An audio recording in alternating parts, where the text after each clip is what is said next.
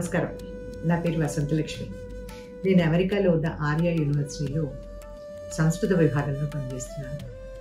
మనం పేరు వెంకటేశ్వర శాస్త్రి గారు రాసిన కృష్ణ చరిత్రలో మొదటి భాగం పూర్తి చేశాము. ద్వితీయ ఖండం రెండో భాగాన్ని ఇప్పుడు మొదలు పెట్టుకుంటున్నాం. ఈ రెండో భాగాన్ని తాతగారు మళ్ళీ దేవతా ప్రార్థనతోటి తాను రాస్తున్నటువంటి గ్రంథం యొక్క కొద్దిపాటి వివరణతోటి మొదలుపెట్టారు. మనం కూడా దేవతా ప్రార్థనతోటి మొదలుపెట్టాం. శ్రీ మహాగణాధిపతయే నమః, శ్రీ శారదాంబాయే నమః. శ్రీకృష్ణ చరితే ద్వితీయ ఖండ. శ్రీకృష్ణ చరిత్రలో రెండవ ఖండం ఇది. న్యగ్రోధస్య తరోర్మూలం అధ్యాసీనం జగద్గురు భావయే చేతసా నిత్యం దక్షిణామూర్తిమవ్యయం. దక్షిణామూర్తి ప్రార్థన ఇది. న్యగ్రోధ తరువు అంటే మర్రి చెట్టు యొక్క మూలం అధ్యాసీనం, మొదట దాని కింద కూర్చుని ఉన్నవాడు, జగద్గురు జగత్తుకంతటికి గురువు అయినటువంటి వాడు, అవ్యయం వ్యయం అంటే మార్పు అనేటువంటిది ఏమాత్రము లేనివాడు అయినా, అంటే నిరంతరము నిత్యము శాశ్వతంగా అది అట్లాగే ఉండేటువంటి వాడు అయినటువంటి దక్షిణామూర్తిని చేతసా భావయే, నా మనస్సుతో భావన చేస్తున్నాను, నా మనస్సుతో ఆయన్ని స్మరిస్తున్నాను.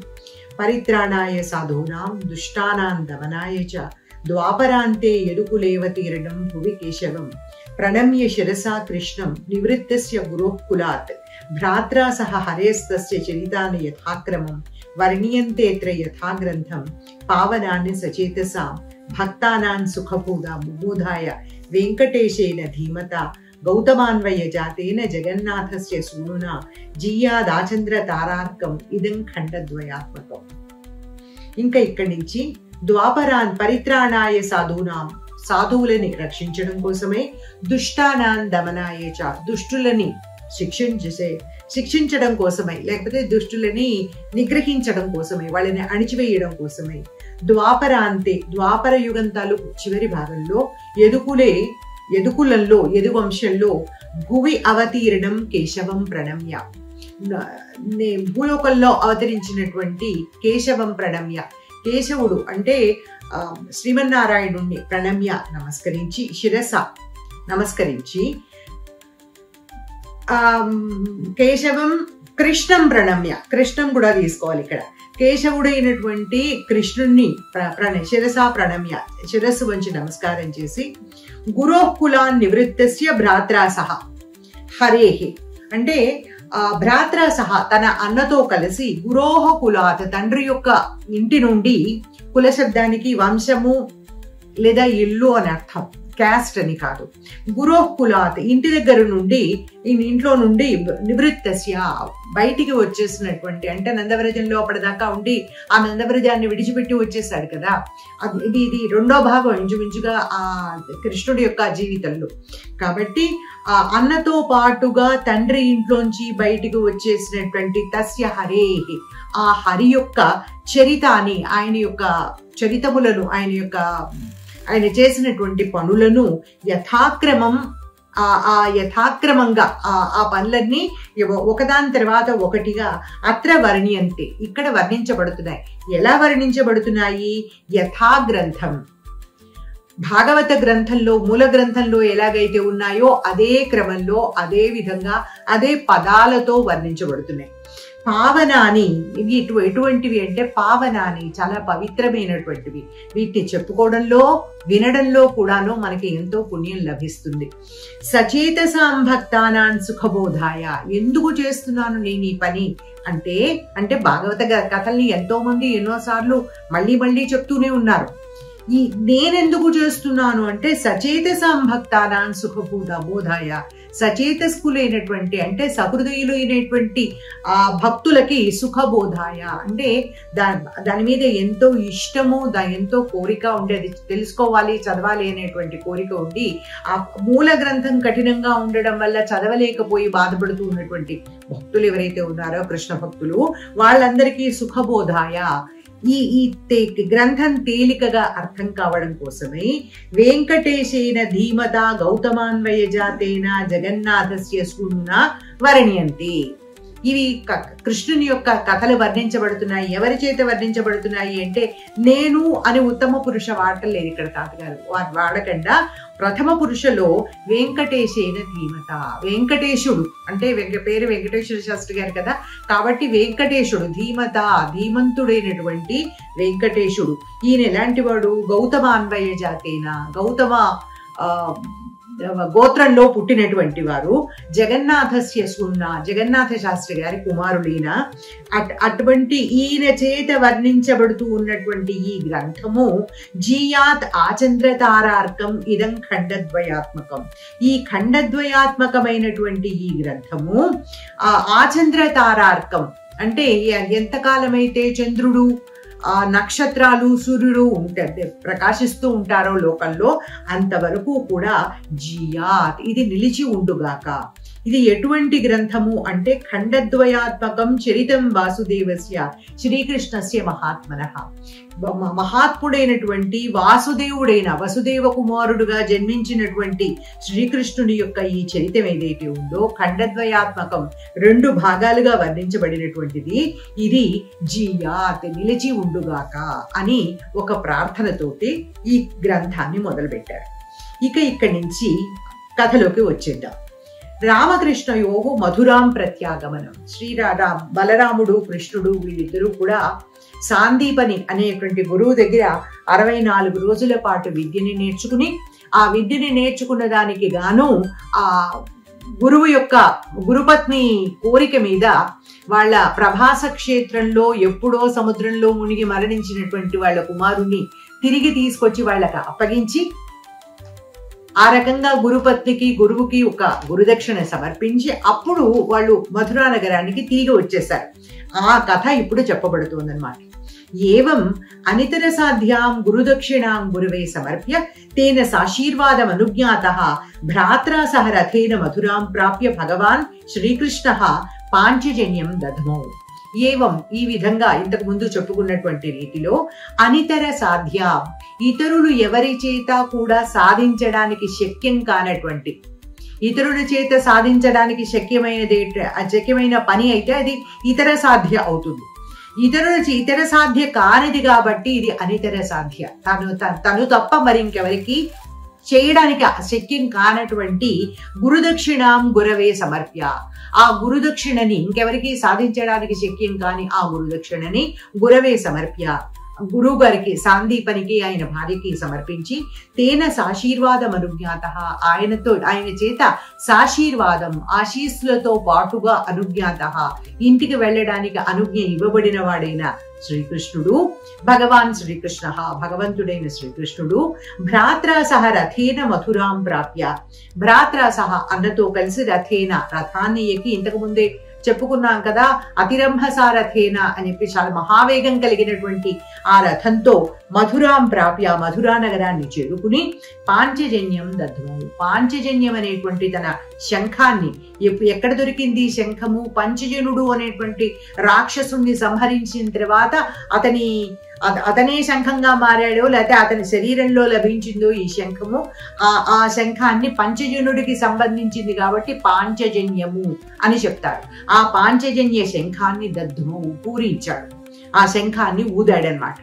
తేనచ గురుకులాదాగతౌ రామకృష్ణౌ విదిత్వా పౌరాహ అమందమానందం ప్రాపుః. తేన ఆ శంఖధ్వని వినగానే రామకృష్ణౌ ఈ బలరామకృష్ణులిద్దరూ కూడా గురుకులాత్ ఆగతౌ విదిత్వా గురుకులం నుంచి తిరిగి వచ్చేశారు అన్న సంగతిని తెలుసుకుని పౌరాహ పౌరులందరూ అమందం ఆనందం ప్రాపుః. అమందమైనటువంటి అంటే ఎంతో గొప్పదైనటువంటి ఆనందాన్ని ప్రాపుః పొందారు. తదను చిర వియుక్తాభ్యాం జననీ జనకాభ్యాం ఆత్మబంధుభిశ్చ సహ కంచిత్ కాలం సానందముషిత్వా కదాచిదేకాంతే ఆత్మనశ్చిరవిరహేణ బలవదుత్కంఠితం గోపగోపీజనం యశోదానందౌ చ స్మారం స్మారం కృపాకలిత హృదయః తాన్ సమాశ్వాసయితుం వాచికేన సందేశేన ధీమంతం మృదు మధుర భాషిణం భక్తవరం ఆత్మబంధుం ఉద్ధవం బృందావనం ప్రాప్తినోత్.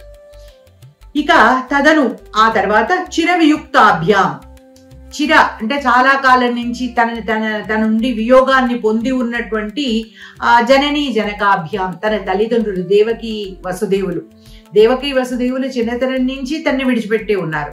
ఇక్కడికి పోనీ వచ్చేసాడు అనుకుంటే మళ్ళీ విద్యాభ్యాసం కోసం కొన్నాళ్ళు 64 రోజులే అవుగాక అయినా కానీ వాళ్ళని విడిచిపెట్టే ఉన్నాడు కదా. దాంతో ఆ చిరవిరహంతో చిరవియుక్తులైనటువంటి ఆ చిరవిరహంతో బాధపడుతూ ఉన్నటువంటి జననీ జనకాభ్యాం తన తల్లిదండ్రులు, ఆత్మబంధువిశ్చ ఇంకా ఇతర బంధువులు ఉన్నారు కదా, తాతగారు ఉన్నారు, తర్వాత దేవకి యొక్క ఇతర బంధువులు, వసుదేవుడి యొక్క అన్నదమ్ములు, వీళ్ళందరూ ఉన్నారు అక్కడ. వాళ్ళందరితోటి కలిసి సహ కంచిత్ కాలం సానందం కుషిత్వ, వాళ్ళిద్దరితో కలిసి కంచిత్ కాలం కొన్నాళ్ల పాటు సానందం కుషిత్వ చాలా సంతోషంగా అక్కడ నివసించాడు.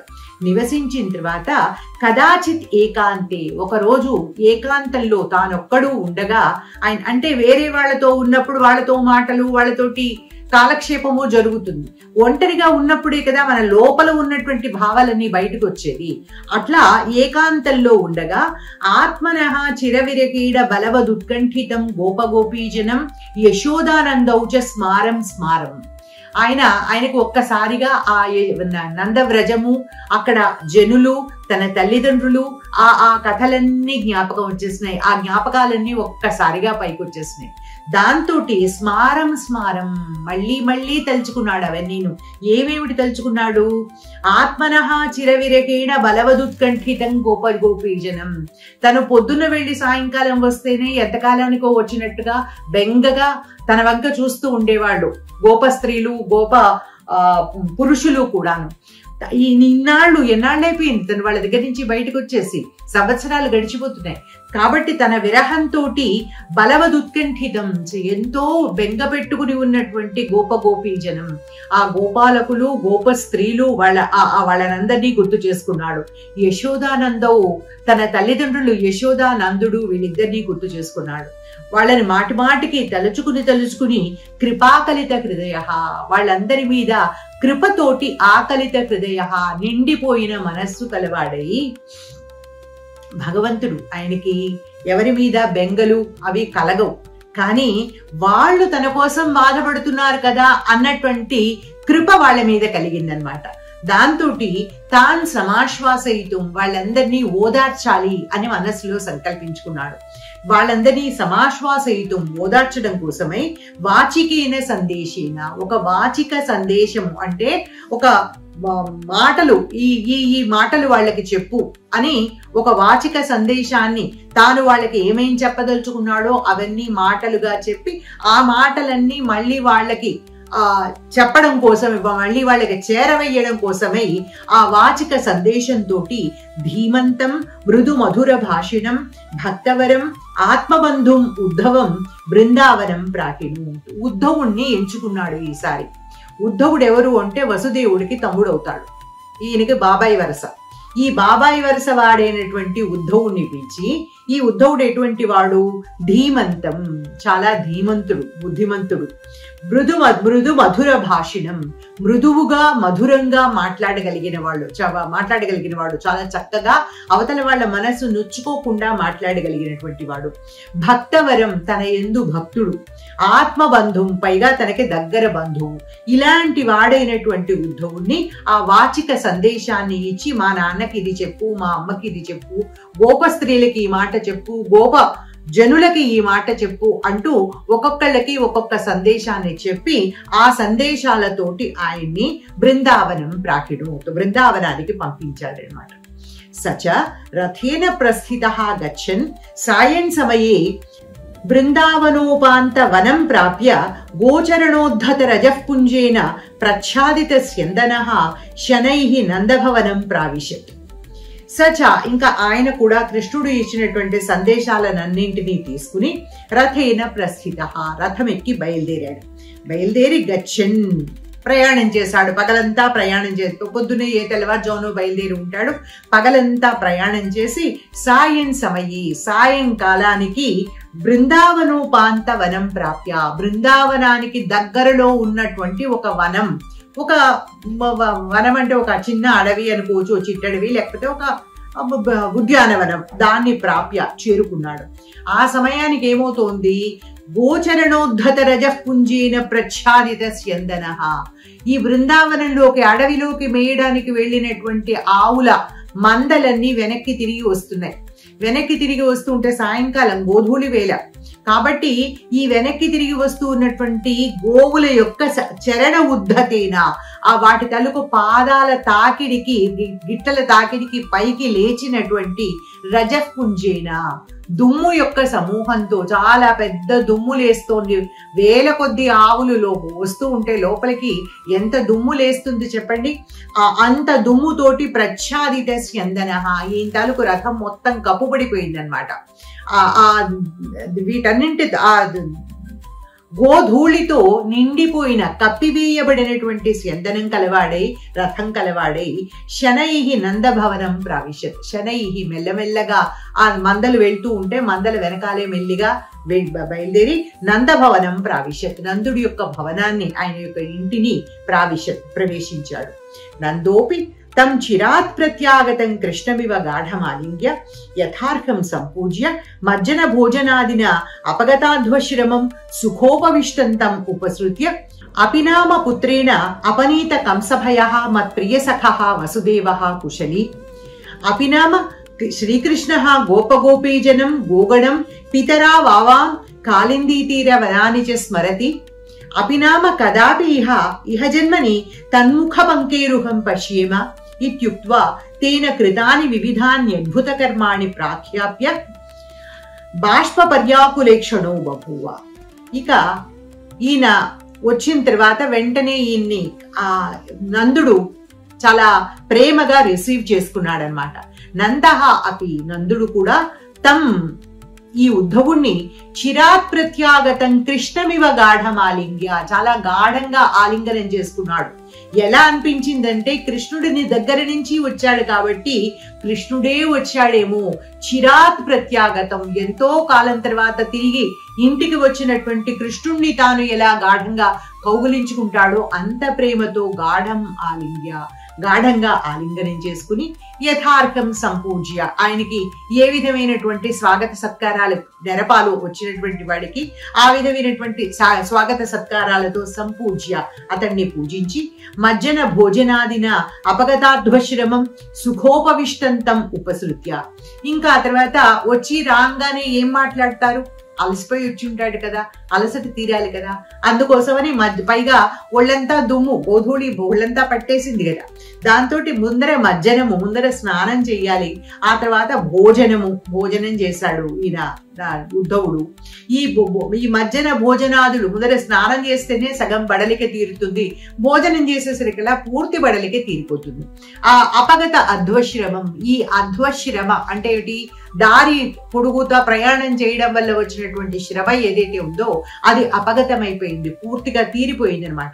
అలా ఆ బడలిక తీరి సుఖోపవిష్టం, సుఖంగా కూర్చుని ఉన్నటువంటి తం ఉపసృత్య, ఆయన్ని సమీపించి ప్రశ్నలు వేశాడు. ఆయన సమీపించి అప్పుడు ప్రశ్నించాడనమాట. అపినామ పుత్రేణ అపనీత కంసభయః మత్ప్రియసఖః వసుదేవః కుశలీ. మత్ప్రియసఖః వసుదేవః కుశలీ, నా ప్రియసఖుడైనటువంటి వసుదేవుడు కుశలంగానే ఉన్నాడు కదా. ఎటువంటి వసుదేవుడు, పుత్రేణ అపనీత కంసభయః, ఇప్పటిదాకా వసుదేవుడు పెళ్ళైనప్పటి నుంచి ఇప్పటిదాకా కంసభయంతో బతుకుతూ ఉన్నాడు. ఆ కంసభయము అపనీతమైపోయింది, పోగొట్టబడింది. ఎవరి చేత? తన కొడుకు చేత. నా కొడుకంటల్లా ఆయన కొడుకు, వసుదేవుడి యొక్క కొడుకు కంసభయాన్ని పోగొట్టాడు కాబట్టి ఇప్పుడు ఆయన వసుదేవుడు సంతోషంగా ఉన్నాడా, కుశలంగా ఉన్నాడా? అపినామ శ్రీకృష్ణః గోపగోపీజనం గోగణం పితరా వావాం కాళిందీతీర వనాని చ స్మరతి. అపినామ శ్రీకృష్ణః స్మరతి, శ్రీకృష్ణుడు స్మరిస్తున్నాడా, గుర్తు చేసుకుంటున్నాడా? ఎవరిని? గోపగోపీగణం, ఇక్కడ ఉన్నటువంటి ఈ గోపగోపీ జనాన్ని, గోపాలకులు గోప స్త్రీలు వీళ్ళందరినీ, గోగణం తాను కాచినటువంటి ఆవుల మందల్ని, పితరా వావాం వీళ్ళందరి తర్వాత తల్లిదండ్రులైనటువంటి మమ్మల్ని ఇద్దరిని, నన్ను యశోదని, కాళిందీ తీర వనాన్ని, తాను విహరించిన లేదా తాను రాసక్రీడలు సలిపినటువంటి కాళిందీ తీరంలో ఉన్నటువంటి, యమునా నదీ తీరంలో ఉన్నటువంటి వనాన్ని, ఆ వనాలని, ఆ ఉద్యానవనాలని, వీటన్నింటినీ కృష్ణుడు గుర్తు చేసుకుంటూ ఉన్నాడా? అపినామ కదాపి ఇహజన్మని తన్ముఖపంకేరుహం పశ్యేమ. కదాపి ఎప్పటికైనా, ఎప్పుడైనా మేము ఇహజన్మని, ఈ జన్మలో, మళ్ళీ ఈ జన్మలో తన్ముఖపంకేరుహం, ఆయన యొక్క ముఖము అనేటువంటి పద్మాన్ని అపినామ పశ్యేమ, మేము అసలు చూడగలుగుతామా? మళ్ళీ మా కళ్ళబడతాడా కృష్ణుడు అని అడిగాడు. ఇత్యుక్త్వా తేన కృతాని వివిధాన్యద్భుత కర్మాణి ప్రాఖ్యాప్య బాష్ప పర్యాకులేక్షణో బభూవ. ఇత్యుక్త్వా అని ఈ ప్రశ్నలు వేసి ఇంకా బుద్ధవుడు సమాధానాలు చెప్పే లోపలే కృష్ణుడు చేసినటువంటి తేన కృతాని, కృష్ణుడి చేత చేయబడినటువంటి వివిధాని అద్భుత కర్మాణి, వివిధములైనటువంటి అద్భుత కర్మలు, రకరకాల రాక్షసుల్ని చంపాడు, కాళింది మడుగులో ఉన్నటువంటి ఆ కాళీయుణ్ణి తరివేశాడు. ఎన్ని కథలున్నాయి, అన్ని కథలని చెప్పాడు ఆయనకి. బాష్ప పర్యాకులేక్షణో బభూవ, ఇవన్నీ చెప్పి ఆయనకి కళ్ళనీళ్లతోటి ఇంకా మాట పెగల్లేదన్నమాట. బాష్ప పర్యాకుల ఈక్షణ బభూవ, ఆ కన్నీళ్లతో నిండిపోయినటువంటి ఈక్షణ, చూపు కలిగిన వాడు అయ్యాడు. తత్రైవ స్థిత యశోదాపి ప్రసృత పయోధర బాష్పాకులిత లోచనాచ ఆసీత్. తత్రైవ స్థిత యశోదాపి, ఈయన కృష్ణుడి గురించి ఏం చెప్తాడో, ఏమేం సంగతులు చెప్తాడో విందామని చెప్పి యశోద కూడా వచ్చి అక్కడే కూర్చుంది. నందుడు ఆయనతో మాట్లాడడానికి వెళ్లేసరికల్లా యశోద కూడా వచ్చి ఆ పక్కనే కూర్చుంది. ఆవిడ కృష్ణుడి యొక్క ఈ కథలు వింటూ వింటూ వింటూ ప్రసృత పయోధర, ప్రసృత లేదా ప్రస్నుత రెండూ చెప్పుకోవచ్చు. అంటే ప్రసృత అంటే స్రవిస్తూ ఉన్నటువంటి, పయోధర కుచములు కలిగినటువంటిదే, స్తనములు కలిగినటువంటిదే. అంటే కొడుకును తలుచుకోగానే ఆవిడకి వక్షోజాలలోంచి, పాలిండ్లలోంచి పాలు స్రవించడం మొదలైందనమాట. అంత ప్రేమ కొడుకంటే. అట్లా ప్రసృత పయోధర, కారుతూ ఉన్నటువంటి పయోధరములు కలిగినది. బాష్పాకులిత లోచనాచ ఆసీత్, కళ్ళ వెంట నీళ్లు పెట్టుకుని అట్లా వింటూ ఉందన్నమాట.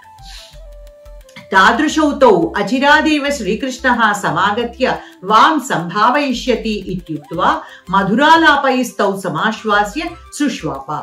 అట్లా ఉన్నటువంటి వాళ్ళిద్దరిని, తాదృశౌతౌ వాళ్ళిద్దరికి అట్లా ఇద్దరూ చెరో రకంగానూ బాధపడుతూ ఉన్నారు. అట్లా బాధపడుతూ ఉన్నటువంటి ఆ యశోదా నందులిద్దరికీ కూడా ఉక్తువా చెప్పాడు. ఏమని? అచిరాదేవ శ్రీకృష్ణ సమాగత్య వాం సంభావయిష్యతి. అచిరాదేవ త్వరలోనే శ్రీకృష్ణ సమాగత్య, కృష్ణుడు ఇక్కడికి వచ్చి వాం సంభావయిష్యతి, మీ ఇద్దరిని కూడా సంభావయిష్యతి అంటే తన రాకతో మిమ్మల్ని గౌరవిస్తాడు. ఇప్పుడు శ్రీకృష్ణుడి తలకు ఇది ఏమిటి, ఆయన తలకు స్ట్రేచర్ ఏమిటి? రాజు తరువాత రాజంతటి వాడు, రాజ్యం అంతా తన మీదే ఆధారపడి ఉన్నటువంటి వాడు. అంత గొప్ప స్థితిలో ఉన్నటువంటి కృష్ణుడు ఈ నందవ్రజానికి వచ్చి వీళ్ళతో పాటు కొద్ది రోజులైనా ఉండడము అనేటువంటిది వీళ్ళకి గౌరవం అన్నమాట ఇప్పుడు ప్రస్తుతం ఉన్నటువంటి పరిస్థితిలో. కాబట్టి మీ ఇద్దరిని కూడా సంభావయిష్యతి, గౌరవిస్తాడు అని ఉక్త్వా చెప్పి మధురాలాపైస్తౌ సమాశ్వాస్య, మధురమైనటువంటి మాటలతోటి ఉద్ధవుడు, అసలు ఆయన మాట తీరే అతి మధురంగా ఉంటుంది, అతి మెత్తగా ఉంటుంది. ఆ మధురమైనటువంటి ఆలాపాలతోటి, మాటలతోటి తౌ సమాశ్వాస్య, వాళ్ళిద్దరినీ కూడా ఊరడించి వాళ్ళిద్దరికి మనస్సుకి నెమ్మది కలిగేటట్లుగా చేసి సుష్వాప, ఆ పూటకి ఆయన పడుకున్నాడు.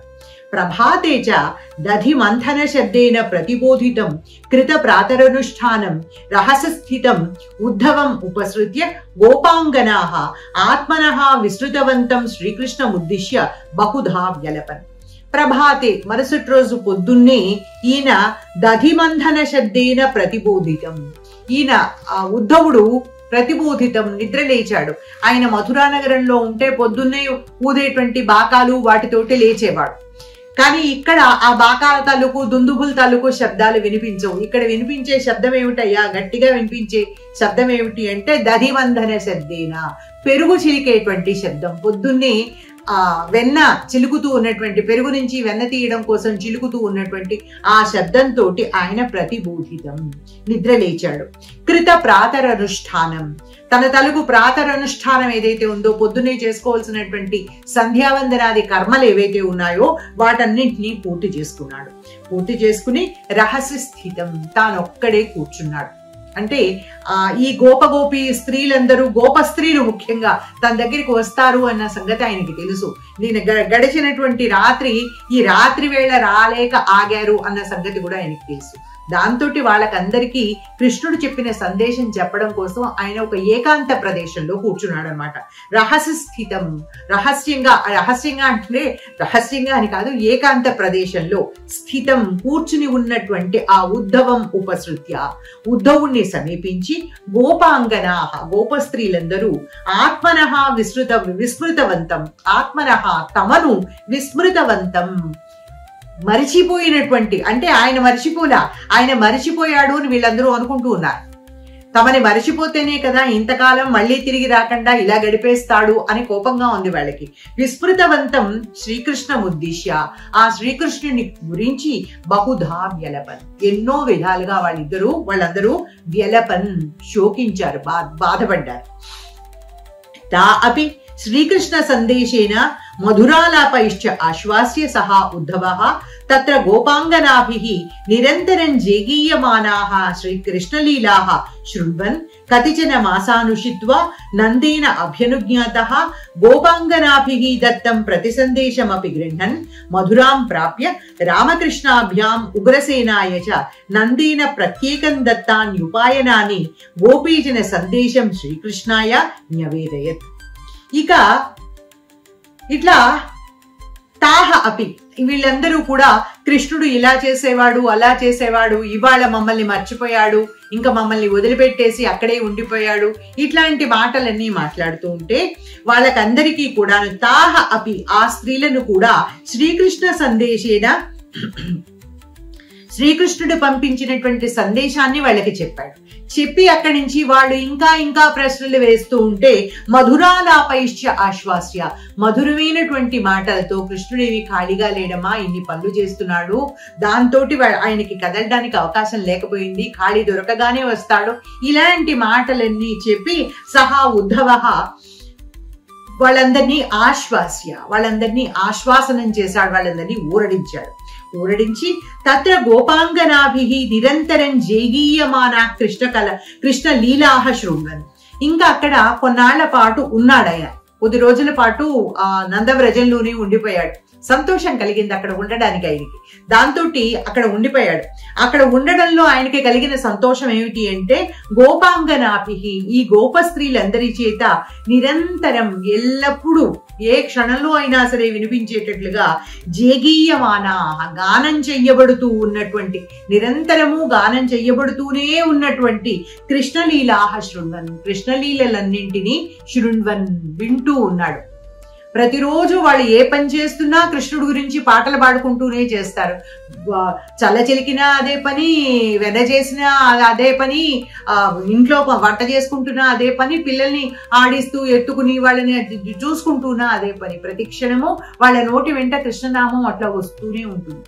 ఆ కృష్ణలీలనన్నింటినీ శృణ్వన్, వింటూ కతిచన మాసానుషిత్వ, కొన్నాళ్ల పాటు ఉన్నాడు. అక్కడ ఉండి నందేన అభ్యనుజ్ఞాత, చివరికి కొంతకాలానికి నందుడి దగ్గర సెలవు తీసుకున్నాడు. నందుడు ఇంకా కొన్నాళ్ళు ఉండొచ్చు కదా అంటే, ఇంకా కాదులే వెళ్ళొస్తానులే అని ఏదో చెప్పి అక్కడి నుంచి ఆయన దగ్గర అనుజ్ఞ తీసుకుని, ఆయన అనుమతి తీసుకుని గోపాంగనాభిః దత్తం ప్రతి సందేశమపి గృహ్ణన్, అక్కడి నుంచి ఈ గోప స్త్రీలందరినీ అడిగాడు, అమ్మా ఏం చెప్పమంటారు కృష్ణుడికి అంటే, ప్రతి గోప స్త్రీ తన సందేశం ఒకటి చెప్పింది అనమాట.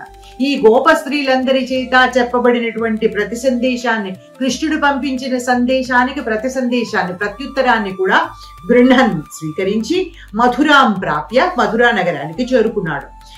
రామకృష్ణాభ్యాం ఉగ్రసేనాయ చ నందేన రామకృష్ణాభ్యాం ఉగ్రసేనాయ చ నందేన ప్రత్యేకం దత్తాని ఉపాయనాని ప్రదాయ.